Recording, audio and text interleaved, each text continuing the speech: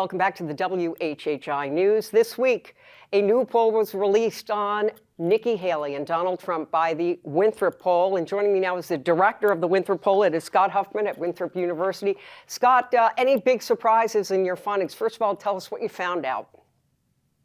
Sure. One of the surprises was how much Donald Trump had extended his lead over Nikki Haley.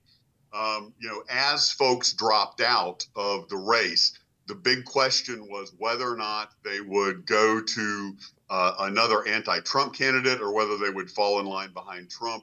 And it seems that among the folks who are driven to show up at the actual primary, Trump still has the upper hand, and even more so among those likely to turn out.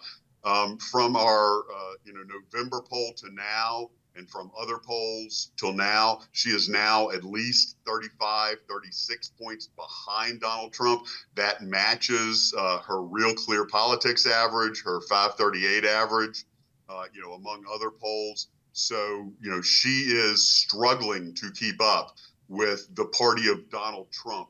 And that says a lot because Nikki Haley traditionally has been very liked among partisans in this state. Now, her relationship, of course, with the legislature is a whole nother story. In fact, that's a whole other book.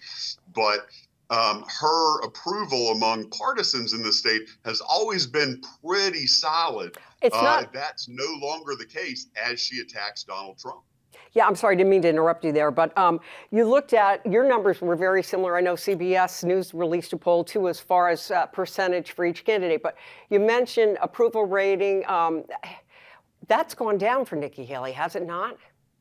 Yes, and so, once you're out of office, we ask favorability ratings instead of approval ratings. Thank you. We've tracked both for Nikki Haley over the years. Back in November, her favorability ratings among Republican identifiers was in the 70s, as it has been. She has always been very favorably seen among Republicans in South Carolina. That has changed an incredible amount in the time between November and February.